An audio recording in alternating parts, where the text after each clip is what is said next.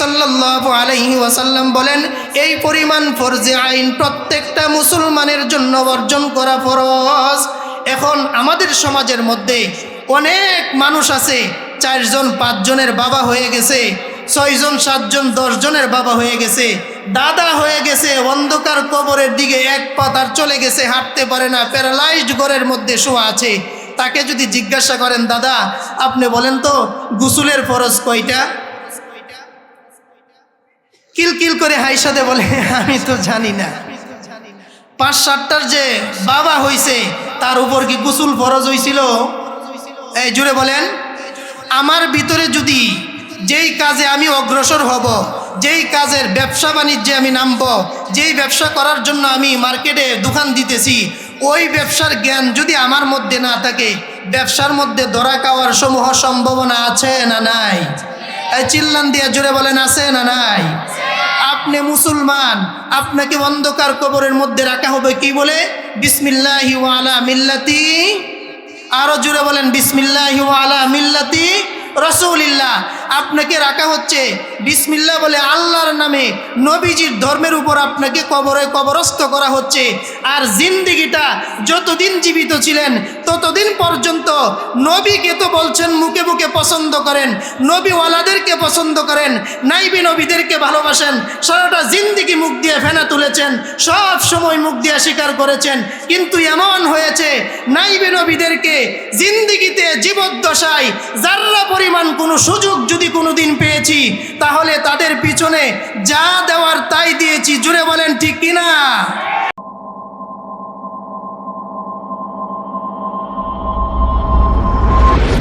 আউযু বিল্লাহি মিনাশ শাইতানির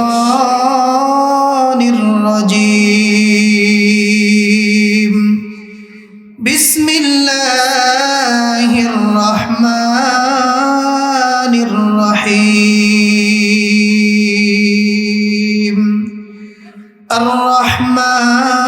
আর-রহমান আল্লামাল কুরআনা খালাকাল ইনসানা আল্লামাহুল বায়ান। وقال النبي صلى الله تعالى عليه وسلم: إذا مات الإنسان انقطع عنه عمله إلا من ثلاثة، إلا من صدقة جارية أو علم ينتفع به أو ولد صالح يدعو له أو كما قال النبي عليه الصلاة والسلام। সকলে দুরূদ ইব্রাহিম পড়ি।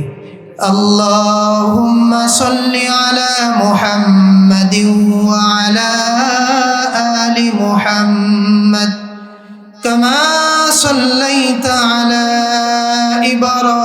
إبراهيم وعلى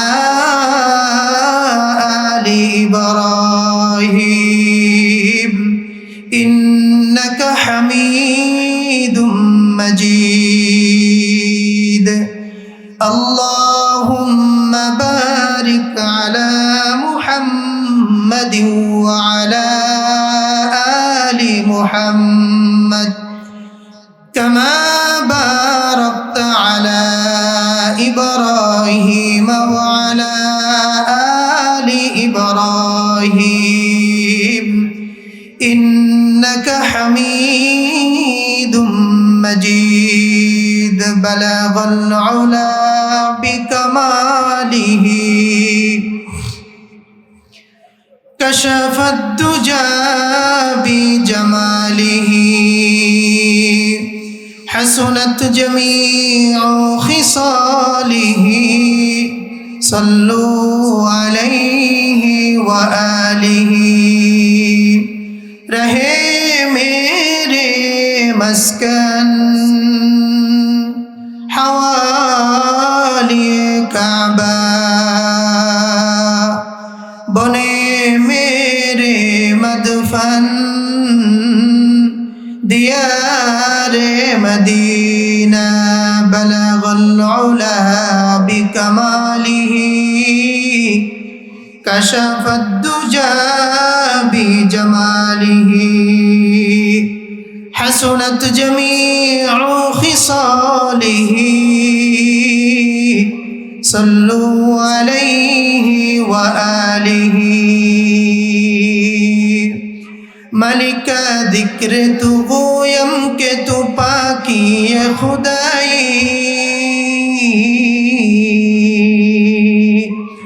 ملک ذکر تو گویم کہ تو پاکی خدائی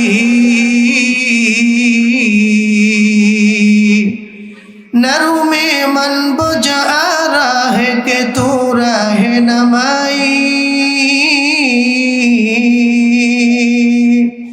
ہم درگاہ تو جویم ہم درگاہ تو بویم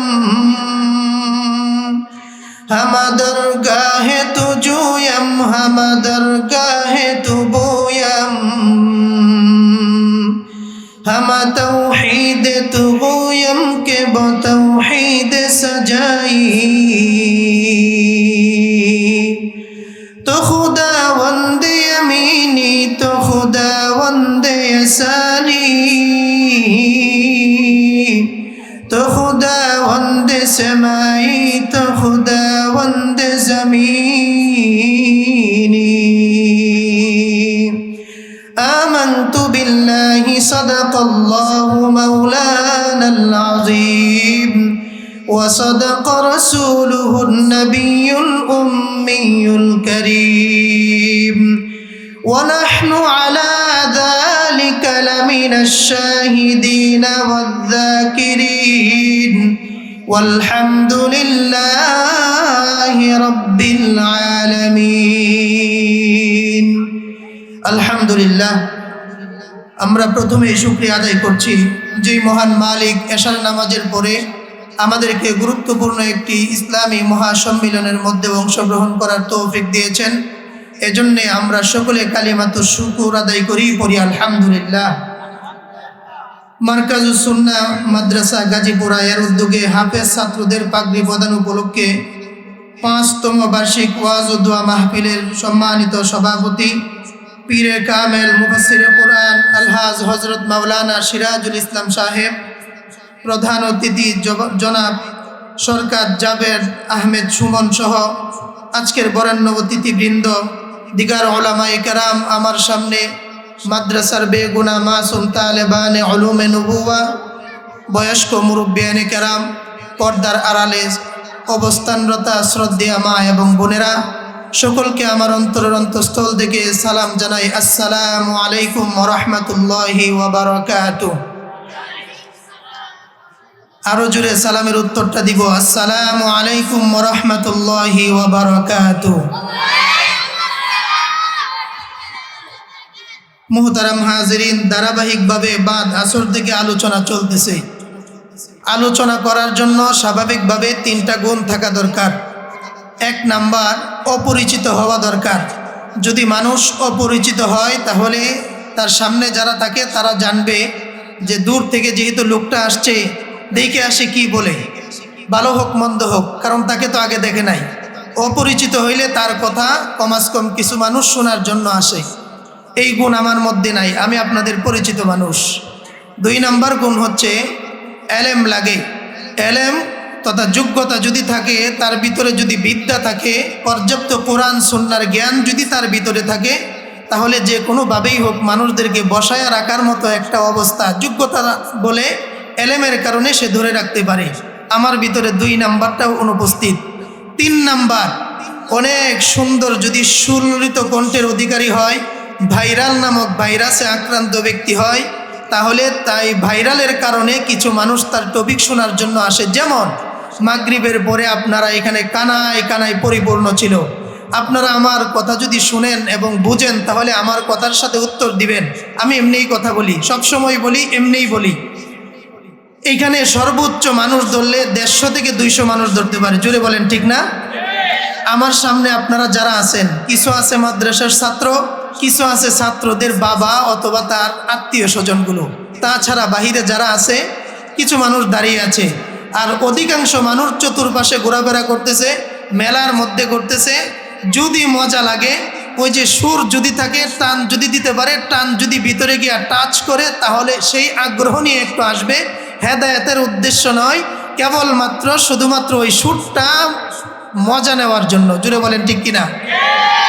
এখন আপনারা কোন উদ্দেশ্যে আসছেন? 3 গুণের কোনো গুণ আমার কাছে নাই। 1 নাম্বার সুর নাই, 2 নাম্বারে এলেম নাই, 3 নাম্বারে আমি অপরিচিত না। 3 গুণের কোনোটাই আমার মধ্যে নাই। আপনারা কোন গুণ শুনতে আসছেন এইখানে? এই ভাঙ্গাচোরা যা আছে আমি যাই বলি আপনারা শুনবেন তো ইনশাআল্লাহ? আল্লাহ পাক আমাকে হেদায়েতের উদ্দেশ্যে বলার আর আপনাদেরকে হেদায়েতের নিয়তে শোনার এবং আমাদের সকলকে মানার তৌফিক দান করুক। আমরা জুড়ে বলি আমিন। মুহতারাম হাজিরিন, আমি আপনাদের সামনে ধারাবাহিক কুরআনুল কারীমের সূরা রহমানের কয়েকটা আয়াতে কারিমা তেলাওয়াত করেছি। রাসূল করিম সাল্লাল্লাহু আলাইহি ওয়াসাল্লামের অসংখ্য গণিত হাদিসগুলো থেকে একটি হাদিসের টুকরা বিশেষ পাঠ করেছি। তেলাওয়াতকৃত আয়াত এবং হাদিসকে সামনে রেখে মাদ্রাসার ছাত্রদের পড়ানোর কিছু ফজিলত এবং গুরুত্ব সম্পর্কে আলোচনা করার চেষ্টা করব ইনশাআল্লাহ। আল্লাহ পাক আমাদের সকলকে আমলের নিয়তে শোনার তৌফিক দান করুক বলে আমিন। আপনাদের আলোচনার ঢোকার আগে একটা কথা আপনাদেরকে জিজ্ঞাসা করি, আমরা কমাস কম মাদ্রাসায় অথবা স্কুল কলেজ ভার্সিটির মধ্যে বিভিন্ন জায়গায় অনেকেই পড়াশোনা করেছি কিনা? ক্লাসের মধ্যে যারা সামনে বা ডাইনে বামে দাঁড়িয়ে আছি, ক্লাসের মধ্যে ভালো কোনো ছাত্র কি দাঁড়ায়া থাকে? জোরে বলেন। যারা ক্লাসে পড়া পারে না অথবা ক্লাসের গুরুত্ব দেয় না, তারাই শুধুমাত্র বাহিরে দাঁড়ায় থাকে, ঠিক না? ক্লাসের মধ্যে। এজন্য যারা ডানে বামে আমরা দাঁড়িয়ে আছি, আপনাদের প্রতি উদাত্ত আহ্বান থাকবে, আজকের বরেণ্য উলামায়ে কেরাম এবং আমাদের সম্মানিত প্রধান অতিথি, বিশেষ অতিথিবৃন্দ, ওনারা আসার আগেই আমরা যারা এদিক সেদিক ঘোরাফেরা করতেছি, কাল বিলম্ব না করে মারকাজুস সুন্নাহ গাজীপুরা মাদ্রাসার মাহফিলে আমরা সকলে চলে আসি। আল্লাহ পাক আমাদের সকলকে কবুল করুক বলি আমিন। আমি আপনাদের সামনে যেই প্রথম সূরা তেলাওয়াত করেছি, সূরা রহমানের কয়েকটি আয়াতে কারিমা। এই সূরার মধ্যে আল্লাহ রাব্বুল আলামিন বলেন, প্রথমেই নিজের ব্যাপারে বলেন আর রহমান। কাফেররা, এই সূরা নাজিল হওয়ার একটা প্রেক্ষাপট আছে। কাফেররা প্রথমেই রাসূল করিম সাল্লাল্লাহু আলাইহি ওয়াসাল্লামের কাছে তিনি যখন নিজের ব্যাপারে বলছিলেন যে রহমানের ব্যাপারে, যখন রহমানের ওসিলা দিয়া, রহিমের ওসিলা দিয়া তিনি যখন আল্লাহ তাআলার কাছে দোয়া করতেন, রাসূল যখন বিভিন্ন সময় রহমান রহিমের ওসিলা দিয়া যখন দোয়া করতেন, তখন তারা বলতো আমার রহমান, রহমান কি জিনিস? এই রহমান কি জিনিস এর প্রমাণ দেওয়ার জন্য আল্লাহ রাব্বুল আলামিন নিজের নামে একটা সূরা নাজিল করলেন। এই সূরাটার নামই হচ্ছে সূরা রহমান। কিয়ামতের ময়দানে এই যে মাগরিবের পরে আমাদের একজন মেহমান আলোচনা করলেন, কি সুন্দর কণ্ঠ, ও মদিনার মাটি রে, টান দিলেন, আমরা সুরের মূর্ছনায় সবাই ডুবে গিয়েছিলাম। এইভাবে এইরকম সুর হযরতে দাউদ আলাইহিস সালাতু ওয়াস সালামকে আল্লাহ তাআলা দুনিয়াতে যত সুর আছে সব সুর দিয়ে দুনিয়াতে দাউদ আলাইহিস সালাতু ওয়াস সালামকে আল্লাহ সৃষ্টি করেছিলেন। সুবহানাল্লাহ। সুলাইমান আলাইহিস সালাতু ওয়াস সালাম ওনার বাবা, এত সুর দেওয়ার পরে জান্নাতীদেরকে আল্লাহ তাআলা কুরআনুল কারীমের তেলাওয়াত শোনাবেন, জাবুরের তেলাওয়াত শোনাবেন। এই সব কিছু শোনানোর পরে আল্লাহ তাআলা নবীজিকে দিয়া সূরা ইয়াসিনের তেলাওয়াত করাবেন। সুবহানাল্লাহ। এই সূরা ইয়াসিনের তেলাওয়াত শোনার পরে জান্নাতবাসীদেরকে আল্লাহ তাআলা জিজ্ঞাসা করবেন, তোমাদেরকে জাবুরের তেলাওয়াত শোনাইলাম দাউদকে দিয়া, যাকে আমি সুর দিয়া বানাইলাম, আর সূরা ইয়াসিন তেলাওয়াত করলাম যার উপর কোরআন নাজিল করেছি তাকে দিয়া। এই সব কিছু করার পরে হে আমার জান্নাতি বান্দাবান্দিরা, তোমরা আমাকে বলো তো তোমাদের কি জান্নাতে কোনো নেয়ামত পাওয়ার বাকি আছে? সব জান্নাতীরা অকপটে একসাথে বলে উঠবে, বালা, নাম, ইয়া আল্লাহ, অবশ্যই হ্যাঁ ইয়া আল্লাহ, আমাদের বাকি আছে। আল্লাহ পাক সকলকে সমস্বরে জিজ্ঞাসা করবেন, বলো তোমাদের কি চাহিদা, এমন কি জিনিস জান্নাতের মধ্যেও এখনো বাকি? প্রত্যেকটা জান্নাতি মানুষ একজন অপরজনের দিকে তাকাবে, একজন আরেকজনের দিকে তাকাইতে থাকবে, নবী রাসূলের দিকে তাকাইতে থাকবে, প্রত্যেক নবীর উম্মতগুলো নবীদের দিকে তাকাইতে থাকবে। তাকানোর পরেও কোনো নবী বলতে পারবে না কি এখন তাদের চাহিদা। উম্মত একজন আরেকজনের দিকে তাকাবে, বলতে পারবে না এই মুহূর্তে জান্নাতে এখনো কি অপূর্ণতা তাদের রয়ে গেল। তখন আল্লাহ তাআলা কুদরতিভাবে তাদের অন্তরের মধ্যে একটা রহম ঢেলে দিয়ে আল্লাহ তাআলা বলবেন যে আমি বুঝতে পেরেছি তোমাদের অন্তরের মধ্যে কি আছে। এই কোরআনুল কারীম আমি নাজিল করেছি, জাবুর আসমানি কিতাব আমি নাজিল করেছি, জাবুর যার উপরে নাজিল করেছি তাকে দিয়ে তেলাওয়াত শুনিয়েছি, কোরআন যার উপরে নাজিল করেছি তাকে দিয়ে তেলাওয়াত শুনিয়েছি।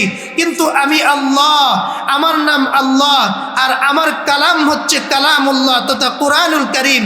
আমি যেই কোরআন নাজিল করেছি এই কোরআন আমার কালাম, এই কোরআন আমার ভাষা, এই কোরআন আমার হৃৎপিণ্ড, এই কোরআন জান্নাতীদের ভাষা, এই কোরআন নবীজির ভাষা। আমি যেই কোরআন নাজিল করেছি এই কোরআন যেই আল্লাহ হিসাবে আমি নাজিল করেছি, আমার কণ্ঠেই তোমরা কোরআন শুনতে চাচ্ছ। শুনো হে জান্নাতবাসী, আর রহমান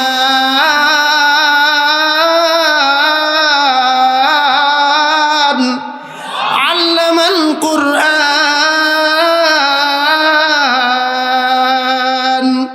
খলাকাল ইনসানা আল্লামাহুল বায়ান। আল্লাহ রাব্বুল আলামিন কিয়ামতের ময়দানে জান্নাতবাসীদেরকে সামনে রেখে বলবেন, আমি সেই রহমান, যেই রহমানের উসিলাত নিয়ে তোমরা দোয়া করতে, আমি সেই রহিম, তোমরা বলতে আর রহমান। আজকে জান্নাতের মধ্যে, আজকে হাসরের মাঠের মধ্যে আমি রব্বুল আলামিন আর রহমান বলে তেলাওয়াত শুরু করব না। আল্লাহ রব্বুল আলামিন সেদিন কোরআনুল কারীম তেলাওয়াত করে জান্নাতবাসীদেরকে এইভাবে শোনাবেন, আনার রহমান আল্লামাল কুরআন, আমি সেই দয়াময় রহমান শিক্ষা দিয়েছি আল কুরআন, খলাকাল ইনসান, অতঃপর সৃষ্টি করেছি ইনসান, আল্লামাহুল বায়ান, মানুষ সৃষ্টি করার পরে মানুষকে আমি শিক্ষা দিয়েছি কোরআনের বয়ান। চিৎকার দিয়ে বলেন সুবহানাল্লাহ। মুফাসসিরিনে কেরাম সূরা রহমানের তাফসীরের মধ্যে উল্লেখ করেছেন, যার মধ্যে কোরআনুল কারীমের কোনো অংশ নাই, যার মধ্যে কোরআন নাই, দুনিয়ার আলোকে, দুনিয়ার মানুষের মধ্যে, দুনিয়ার দৃষ্টিভঙ্গিতে এই লোকটা সামাজিকভাবে মানুষ হতে পারে। আল্লাহ বলেন, যার ভিতরে কোরআন নাই, আমি আল্লাহ দুনিয়ার মধ্যে ঘোষণা দিয়ে দিলাম এই লোকটা তোমাদের দৃষ্টিতে মানুষ হতে পারে, আমি আল্লাহ রব্বুল আলামিনের দৃষ্টিতে মানুষ হতে পারে না। সুবহানাল্লাহ। এই জন্যে আমি আপনাদের সামনে যে হাদিসে মুবারাকা তেলাওয়াত করেছি, রাসূল করিম সাল্লাল্লাহু আলাইহি ওয়াসাল্লাম বলেন, আন উসমান ইবনে আফফান রাদিয়াল্লাহু তাআলা আনহুমা قال قال النبي صلى الله عليه وسلم خيركم من تعلم القرآن وعلمه। নবীজি বলেন, তোমাদের মধ্যে সবচাইতে শ্রেষ্ঠ ব্যক্তি হচ্ছে তারা কোরআন সুন্নাহ নিজে শিখে যারা এবং অন্যকে শিখায় যারা। সুবহানাল্লাহ। জুলে বলেন, মারকাজুস সুন্নাহ গাজীপুরাতে কোরআন সুন্নাহ শিখানো হয়, শিক্ষাও দেওয়া হয়, ঠিক কিনা? এই ধরনের যত ধরনের মাদ্রাসাগুলো আছে, ফুরকানিয়া মাদ্রাসা আছে, কিন্ডার গার্ডেন মাদ্রাসা আছে, হিফজুল কোরআন মাদ্রাসা আছে, কওমি মাদ্রাসা আছে, আলিয়া মাদ্রাসা আছে, এই সব মাদ্রাসাগুলোর মধ্যে একমাত্র কেবলমাত্র দুনিয়াবি শিক্ষা জেনারেল লাইনের এইগুলো দেওয়া হয়, উখরুবি শিক্ষা কোরআন সুন্নাহ এটাও দেওয়া হয়, ঠিক কিনা? রাসূল করিম সাল্লাল্লাহু আলাইহি ওয়াসাল্লাম তিরমিজি শরীফের হাদিসের মধ্যে বলেন, মান সালাকা তরিকান ইয়ালতামিসু ফীহি ইলমা সাহহালাল্লাহু লাহু বিহি তরিকান ইলাল জান্নাহ। যেই ব্যক্তি ইলমে দ্বীন শিক্ষা করার জন্য, কোরআন সুন্নাহর জ্ঞান শেখার জন্য ঘর থেকে বের হয়ে গেল, আল্লাহর নবী সাল্লাল্লাহু আলাইহি ওয়াসাল্লাম হাদিসে মুবারাকার মধ্যে ইরশাদ করেছেন, আল্লাহ রাব্বুল আলামিন তার জন্য দুনিয়ার রাস্তা তো আসান করেনি, জান্নাতের রাস্তাটাও তার জন্য আসান করে দেয়। সুবহানাল্লাহ। রাসূল করিম সাল্লাল্লাহু আলাইহি ওয়াসাল্লাম ইবনে মাজার এক হাদিসের মধ্যে বলেন, তলাবুল ইলমি ফারিদাতুন আলা কুল্লি মুসলিম। প্রত্যেকটা মুসলমান নরনারীর জন্য কোরআনুল কারীমের শিক্ষা গ্রহণ করা ফরজে আইন। যেই পরিমাণ জ্ঞান অর্জন করলে হালালকে হালাল, হারামকে হারাম, জায়েজকে জায়েজ, নাজায়েজকে নাজায়েজ, বৈধকে বৈধ, অবৈধকে অবৈধ, এই পরিমাণ জ্ঞান অর্জন করা প্রত্যেকটা মুসলমান নরনারীর জন্য। জুড়ে বলেন কি? আল্লাহর নবী সাল্লাল্লাহু আলাইহি ওয়াসাল্লাম বলেন, এই পরিমাণ ফরজে আইন প্রত্যেকটা মুসলমানের জন্য অর্জন করা ফরজ। এখন আমাদের সমাজের মধ্যে অনেক মানুষ আছে 4 জন 5 জনের বাবা হয়ে গেছে, 6 জন 7 জন 10 জনের বাবা হয়ে গেছে, দাদা হয়ে গেছে, অন্ধকার কবরের দিকে এক পা তার চলে গেছে, হাঁটতে পারে না, প্যারালাইজড ঘরের মধ্যে শোয়া আছে। তাকে যদি জিজ্ঞাসা করেন, দাদা আপনি বলেন তো গোসলের ফরজ কয়টা? কিলকিল করে হাইসাদে বলে, আমি তো জানি না। 5-7টার যে বাবা হইছে তার উপর কি গোসল ফরজ হইছিল? এই জুড়ে বলেন। আমার ভিতরে যদি যেই কাজে আমি অগ্রসর হব, যেই কাজের ব্যবসা বাণিজ্যে আমি নামব, যেই ব্যবসা করার জন্য আমি মার্কেটে দোকান দিতেছি, ওই ব্যবসার জ্ঞান যদি আমার মধ্যে না থাকে, ব্যবসার মধ্যে ধরা খাওয়ার সমূহ সম্ভাবনা আছে না নাই? এই চিল্লান দিয়ে জুড়ে বলেন, আছে না নাই? আপনি মুসলমান, আপনাকে অন্ধকার কবরের মধ্যে রাখা হবে কি বলে? বিসমিল্লাহি ওয়া আলা মিল্লাতি। আরো জুড়ে বলেন, বিসমিল্লাহি ওয়া আলা মিল্লাতি রাসূলিল্লাহ। আপনাকে রাখা হচ্ছে বিসমিল্লাহ বলে, আল্লাহর নামে, নবীজির ধর্মের উপর আপনাকে কবরে কবরস্থ করা হচ্ছে। আর জিন্দেগিটা যতদিন জীবিত ছিলেন ততদিন পর্যন্ত নবীকে তো বলছেন মুখে মুখে পছন্দ করেন, নবীওয়ালাদেরকে পছন্দ করেন, নাইবি নবীদেরকে ভালোবাসেন, সারাটা জিন্দেগি মুখ দিয়ে ফেনা তুলেছেন, সব সময় মুখ দিয়ে স্বীকার করেছেন। কিন্তু এমন হয়েছে, নাইবি নবীদেরকে জিন্দেগিতে জীবদ্দশায় যার্রা পরিমাণ কোনো সুযোগ যদি কোনোদিন পেয়েছি, তাহলে তাদের পিছনে যা দেওয়ার তাই দিয়েছি। জুড়ে বলেন ঠিক কিনা? সারা সমাজের মধ্যে সব ধরনের আকাম কুকাম করে বেড়ায়, তাদের ব্যাপারে কোনো সমস্যা নাই। একজন মসজিদের ইমাম, একটা মাদ্রাসার শিক্ষক, একটা মসজিদের মুয়াজ্জিন, একজন মসজিদের খাদেম, একটা মাদ্রাসার নাজারা বিভাগের শিক্ষক, হেফজখানার শিক্ষক, কিতাব বিভাগের শিক্ষক, কোনো একটা সমস্যার মধ্যে যদি ধরা পড়ে, তার অজান্তেই যদি কোনো একটা ভুল হয়ে যায়, ইচ্ছাই হোক অনিচ্ছাই হোক, আর এটাকে প্রকাশ করার জন্য আমরা সকলেই তার পিছনে ক্যামেরা হিসাবে লেগে যাই। জুড়ে বলেন ঠিক কিনা? অথচ নবী করিম সাল্লাল্লাহু আলাইহি ওয়াসাল্লাম বলেন, মান সাতারা মুসলিমান সাতারাহুল্লাহু ফিদ দুনিয়া ওয়াল আখিরা। যেই ব্যক্তি একজন মুসলমানের দোষ ত্রুটি গোপন রাখবে, আল্লাহ তাআলা দুনিয়া আখিরাতে তার দোষ ত্রুটি গোপন রাখবে। আমি যদি মুসলমান হই, আমি যদি ইসলামের পক্ষে থাকি, আমি যদি কোরআন সুন্নাহর পক্ষে থাকি, তাহলে দোষ প্রকাশ করা নিয়ম না গোপন রাখা নিয়ম? যদি গোপন রাখি তাহলে নবীজির কথা অনুযায়ী আমি মুসলিম, আর যদি গোপন না রাখতে পারি, আমি যদি ইহুদি খ্রিস্টানদের মতো হয়ে যাই, নাস্তিক মুরতাদের মতো হয়ে যাই, তাহলে আমি তো তাদের দলভুক্ত হয়ে গেলাম। ঠিক কিনা? এজন্য আমরা মসজিদ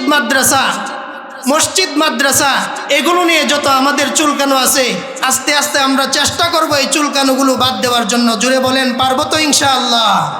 এক সময় এদেশের মধ্যে বলা হয়েছে, বিভিন্ন জায়গায় বিভিন্ন বিল্ডিংয়ের চিপাই চাপাই, রাস্তার অলিতে গলিতে, বিভিন্ন শহরে বন্দরে, গ্রামে গঞ্জে, হাটে বাজারে, মাঠে ঘাটে, সব জায়গায় ব্যাঙের ছাতার মতো মাদারিসে কওমিয়া গজিয়ে উঠছে।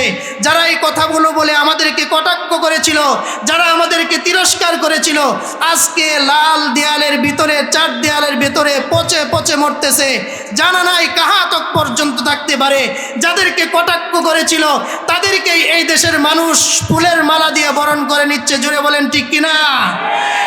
এক উসমান হাদিকে গুলি করে এই দেশ থেকে জীবন চিরতরে এদেশ থেকে ইসলাম এবং মুসলমানদেরকে বিতাড়িত করা যাবে না যতদিন পর্যন্ত এদেশের মধ্যে এই কওমি মাদ্রাসাগুলো, মসজিদগুলো, আমাদের মক্তবগুলো যতদিন পর্যন্ত টিকে থাকবে, ততদিন পর্যন্ত এক হাদিকে গুলি করে দুনিয়া থেকে বিদায় করে দেওয়া যাবে, লক্ষ হাদি জন্ম দিবে। জুড়ে বলেন ঠিক কিনা?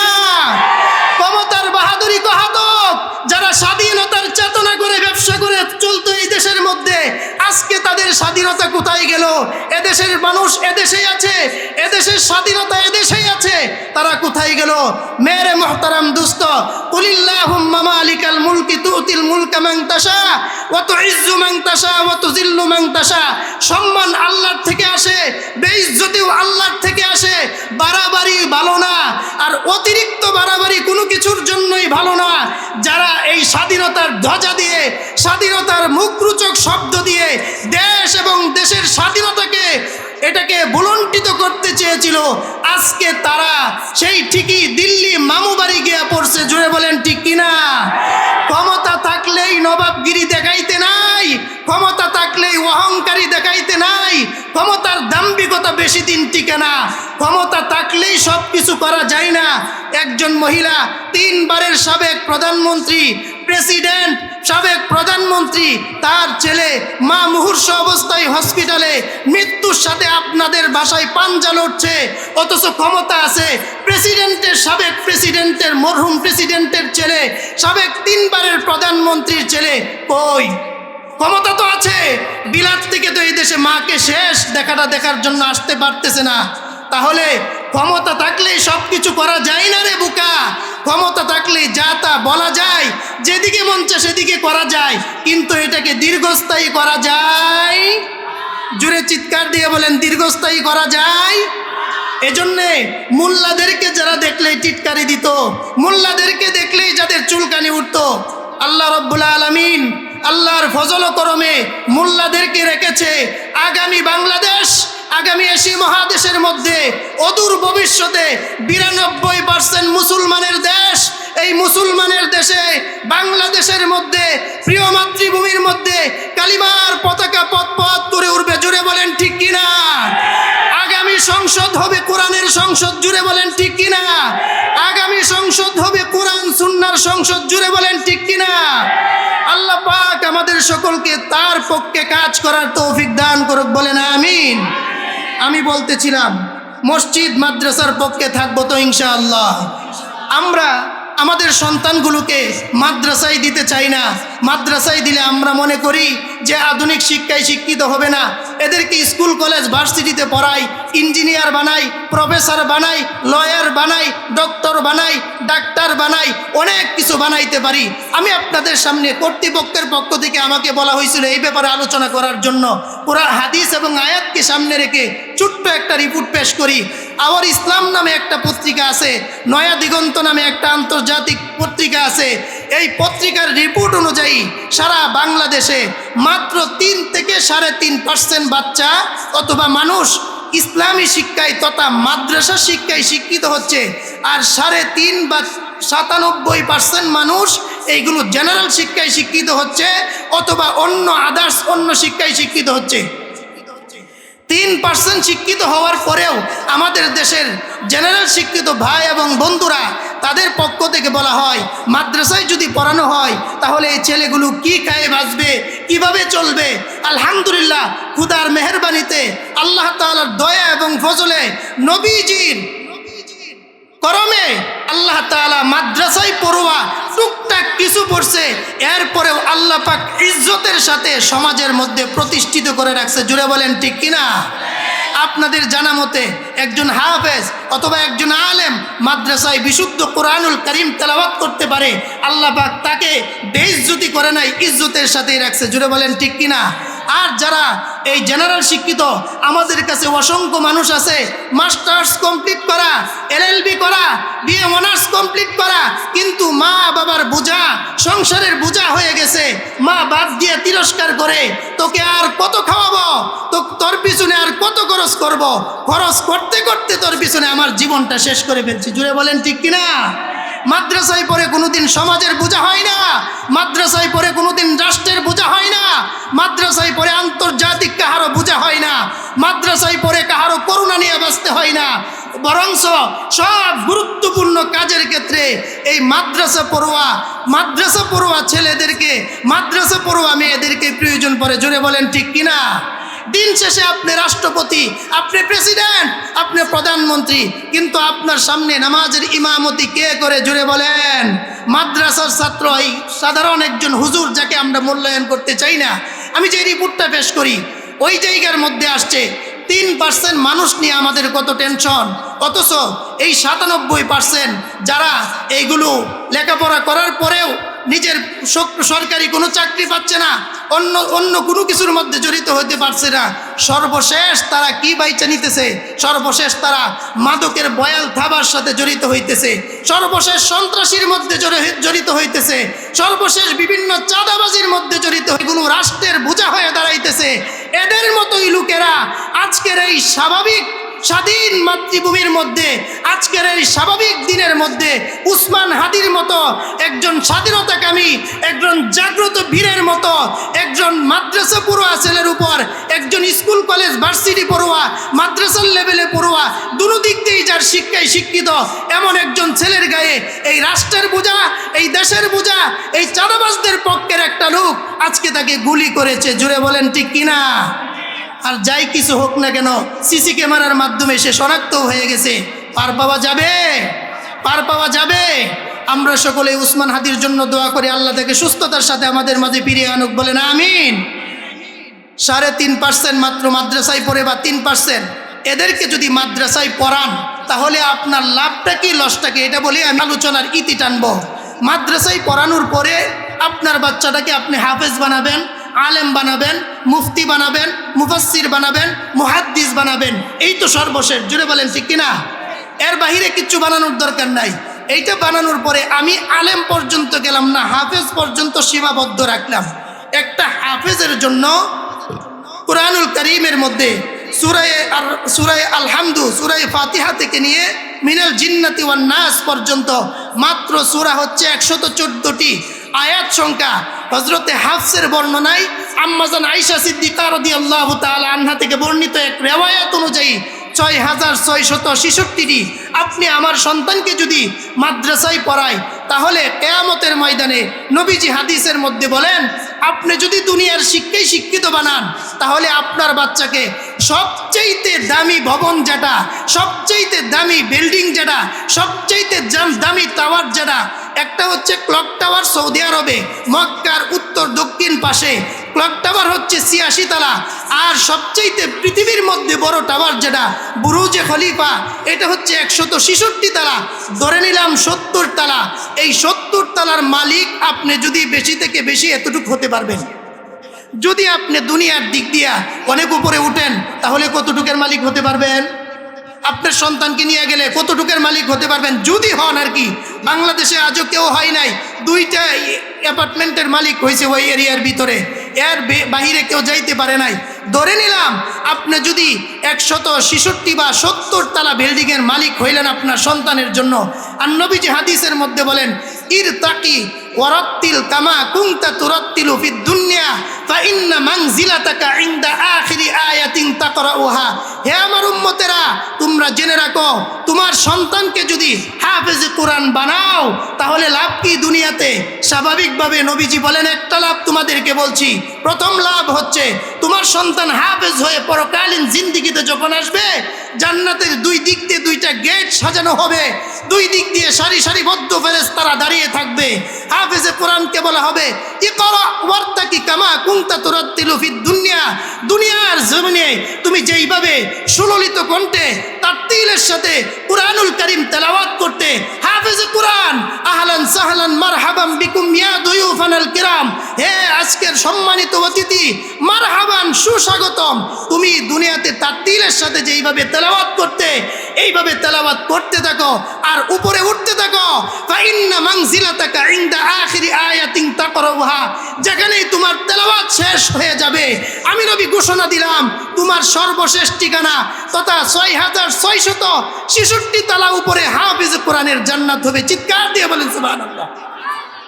তাহলে আপনার সন্তানের জন্য বেশি থেকে বেশি আপনি কি করতে পারবেন? 10 তলার মালিক হইবেন, 166 তলার মালিক হইবেন, 200 তলার মালিক হইলেন, 600 তলার মালিক বানাইতে পারবেন দুনিয়াতে যদি টাকা পয়সা কামায়া মারাইতে পারেন। এরপরে হালাল হারাম তার কোনো বাজ বিচার নাই, সুদি কারবারে জড়িত হইয়া বিভিন্নভাবে চাঁদাবাজি করে, আরও সন্ত্রাসী মাস্তানি করে, হালাল হারাম সব কিছু জমা করে আপনি একত্রিত করে এতটুকের মালিক হইতে পারবেন। বেশি থেকে বেশি আর তো কিছু করতে পারবেন না। জোরে বলেন পারবেন? আর যদি সন্তানটাকে আপনি হাফেজে কোরআন বানান তাহলে আপনার সন্তান আর যাই কিছু হোক না কেন, কিয়ামতের ময়দানে 6666 তলার উপরে আল্লাহ তার জন্য জান্নাত দিবে। সুবহানাল্লাহ। প্রশ্ন আসতে পারে, হুজুর আমার সন্তানকে হাফেজ বানানোর পরে 6666 তালার উপরে সে বসবাস করবে, আমি যে জন্মদাতা বাবা, আমি যে জন্মদাত্রী মা, আমি যে কষ্ট করে পেটে লালন করেছি, পালন করেছি, ধারণ করেছি, টেনে টেনে দীর্ঘ 2.5 বছর আমার বুকের দুধ পান করেছে, মা হিসাবে আমার জন্য কি প্রাপ্য থাকবে, বাবা হিসাবে আমার জন্য কি অধিকার থাকবে কিয়ামতের ময়দানে? নবীজি আমাদের প্রশ্নের উত্তর হাদিসের মধ্যে স্পষ্ট করে দিয়েছেন। ইসলামের মধ্যে কোনো গুমর নাই, শরীয়তের মধ্যে কোনো ফাঁকফুকর নাই, শরীয়ত ওপেন, কারোর জন্য কোনো গোপন রাখে নাই। নবীজি বলেন, হাফেজ কোরআনের ব্যাপারে বলেন, ওয়াশাফাহু ফি আশারাতিন মিন আহলি বাইতিহি কুল্লুহুম কদ ওয়াজাবাত লাহুন নার। নবীজি বলেন, প্রত্যেকটা হাফেজে কোরআন সে যদি হালালকে হালাল, হারামকে হারাম জেনে আমল করে দুনিয়ার জিন্দিগি থেকে পরকালীন জিন্দিগিতে পদার্পণ করতে পারে। নবীজি ব্যর্থহীন ভাষায় হাদিসে মুবারকার মধ্যে ইরশাদ করেছেন, নবীজি বলেন, প্রত্যেকটা হাফেজে কোরআনকে শাফাআতের জন্য এমন 10 জন মানুষকে শাফাআতের অধিকারী বানানো হবে, যেই 10 জন মানুষের জন্য জাহান্নাম ওয়াজিব হয়ে গেছে। নবীজি বলেন, হাফেজকে শাফাআতের অধিকারী বানানোর পরে 10 জনকে শাফাআতের অনুমতি দেওয়া হবে। অসংখ্য মানুষকে জাহান্নাম থেকে জান্নাতে নিয়ে আসতে থাকবে। মালিক ফের দারওয়ান জাহান্নামের গেটের মধ্যে আল্লাহর কাছে দৌড়ায় চিল্লায় আসে, বলবে, রব্বুল আলামিন, এমন কোন পাগল তুমি আমাদের কাছে পাঠিয়েছ? 10 জনের অনুমতি প্রাপ্ত টিকিট নিয়ে গিয়েছে, অসংখ্য মানুষ জান্নাতে নিয়ে যাচ্ছে। আল্লাহ তাআলা বলেন, এটা আমার কোরআনের পাওয়ার, তার ভিতরে আমি কোরআন দিয়েছি, তার সিনার ভিতরে কোরআন থাকার কারণে, হামেলে কোরআন হওয়ার কারণে, হাফেজে কোরআন হওয়ার কারণে, তাহফিজে কোরআন হওয়ার কারণে, কোরআন সংরক্ষণের কারণে, কোরআন ধারণ করার কারণে, কোরআনের আমল করার কারণে, কোরআনকে লালন করার কারণে আমি তাকে সুপ্রিম পাওয়ার দিয়ে দিলাম। তাকে জান্নাতে নিতে দে, নিতে দে, নিতে দে। একটা পর্যায়ে সে ক্লান্ত হয়ে যাবে, কিন্তু আল্লাহর তৈরি জান্নাতে সুপারিশ করে নিতে কোনোদিন ক্লান্ত হবে না। সুবহানাল্লাহ। আল্লাহর নবী সাল্লাল্লাহু আলাইহি ওয়াসাল্লাম বলেন, প্রত্যেকটা হাফেজ কোরআনকে আল্লাহ তাআলা সর্বনিম্ন জান্নাতের মধ্যে তাকে এইভাবে সম্মানিত করা হবে। হাফেজ কোরআনের ঠিকানা হবে সবচেয়ে উপরে, এবং হাফেজ কোরআনের পক্ষ থেকে শাফাআতের অনুমতি দেওয়া হবে। অনুরূপভাবে আল্লাহ তাআলা হাফেজ কোরআনের জন্য মধুর নহর রাখবেন, মদের নহর রাখবেন, দুধের নহর রাখবেন, আরো অনেক ধরনের নহরগুলো তার জন্য জারি করে রাখবেন। লাল গালিচার অভ্যর্থনা দিবে, স্বর্ণের অভ্যর্থনা দিবে, রূপার অভ্যর্থনা দিবে, হীরার অভ্যর্থনা দিবে, মণিমুক্তার অভ্যর্থনা দিয়া হাফেজে কোরআনকে আল্লাহ তাআলা জান্নাতের সর্বোচ্চ মাকামের মধ্যে পৌঁছায়া দিবেন। চিৎকার দিয়ে বলেন সুবহানাল্লাহ। হাফেজ কোরআনের মা এবং বাবার প্রশ্নের ব্যাপারে আল্লাহর নবী সাল্লাল্লাহু আলাইহি ওয়াসাল্লাম বলেন, হাফেজ কোরআনের মা এবং বাবাকে হাসরের মাঠে হাজার হাজার লক্ষ লক্ষ কোটি কোটি মানুষের সামনে আল্লাহ রব্বুল আলামিন মা এবং বাবাকে, তাদের সহযোগিতাকারীদেরকে, তাদেরকে মুহাব্বতকারীদেরকে, তাদের সাহায্য সহযোগিতা যারা করেছিল তাদেরকে তিরস্কারের সময় তাদের সামনে ডাল হয়ে যারা দাঁড়িয়েছিল, আল্লাহর নবীজি হাদিসের মধ্যে বলেন, আমি নবী ঘোষণা দিয়ে দিলাম, আমার হাফেজ কোরআনের মা বাবাকে আমি নবীজি ঘোষণা দিলাম, আমার আল্লাহ রব্বুল আলামিন কিয়ামতের ময়দানে নূরের টুপি পরায়া জান্নাতবাসীদের সামনে পুরস্কৃত করবেন। সুবহানাল্লাহ। আমরা আমাদের সন্তানগুলোকে মাদ্রাসায় পড়াবো তো ইনশাআল্লাহ? আরো চিৎকার দিয়ে বলেন, পড়াবো তো ইনশাআল্লাহ? মাদ্রাসায় পড়াইলে কি হয়, আপনি প্রাইমারি পর্যন্ত কমাস কম প্রথম প্রাথমিক লেভেলের, প্রাইমারি লেভেলের পড়াটা শেষ করেন, এরপরে আপনার বাচ্চা তাকে হাই স্কুলে ভর্তি করেন, এরপরে অনার্স করান, মাস্টার্স করান, তাকে অনেক বড় আপনি কিচ্ছু করান না কেন, কমাস কম এই সন্তানটা আপনার জন্য, এই দেশের জন্য, সমাজের জন্য, পরিবারের জন্য, মাদকের ক্ষেত্রে, সন্ত্রাসীর ক্ষেত্রে, চাঁদাবাজির ক্ষেত্রে, দুর্নীতির ক্ষেত্রে, এই দেশের জন্য, সব কিছুর জন্য এই ছেলেটা বিপজ্জনক হবে না, বরং এই ছেলেটা দেশের দুর্দিনে, সমাজের দুর্দিনে, পরিবারের দুর্দিনে, রাষ্ট্রের দুর্দিনে আন্তর্জাতিকভাবে সে সবার ডাল হিসেবে দাঁড়াবে। জোরে বলেন ঠিক কিনা? এজন্য আমাদের সন্তানগুলোকে দ্বীনি শিক্ষায় শিক্ষিত করবো তো ইনশাআল্লাহ, করবো তো ইনশাআল্লাহ। দেখেন না ঢাকা বিশ্ববিদ্যালয়ে অনেক নাস্তিক মুরতাদরা, এই যে কিছুদিন আগে এক নাস্তিক শাহরিয়ার কবির বলেছিল যে ঢাকা বিশ্ববিদ্যালয় কি মৌলবীদের আখড়ায় পরিণত করার জন্য এটা করা হয়েছিল। আরে নাস্তিক শাহরিয়ার কবির, কোথায় তুই এখন?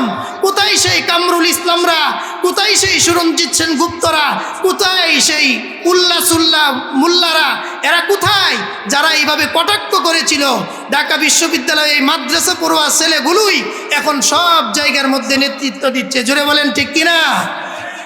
আমরা চাই না আমাদের সন্তানগুলো এইভাবে সব জায়গার মধ্যে তাদের ফোকাস হোক, তারা যেন নেতৃত্বে চলে আসতে পারে, ইসলাম এবং মুসলমানদের কর্ণধার হতে পারে, কোরআন সুন্নাহকে সমাজের মধ্যে, রাষ্ট্রের মধ্যে সব জায়গায় উপরে তুলে রাখতে পারে, সমাজের সব জায়গায় যেন তারা নেতৃত্বের গুণে গুণান্বিত হতে পারে। আমরা চাই না আমরা ইনশাআল্লাহ সব সময় এই সকল মাদ্রাসাগুলোর সাথে লেগে থাকব, সাহায্য করব, সহযোগিতা করব, আমাদের বাচ্চাগুলো দিয়ে সহযোগিতা করব। আল্লাহ পাক আমাদের সকলকে ভাঙাচোরা যেই কথাগুলো বললাম এইগুলোর উপর আমাদের সকলকে আমল করবার তৌফিক দান করুক, বলেন আমিন। ওয়া আখিরু দাওয়ানা আলহামদুলিল্লাহি রাব্বিল আলামিন। আসসালামু আলাইকুম ওয়া রাহমাতুল্লাহি ওয়া বারাকাতুহু।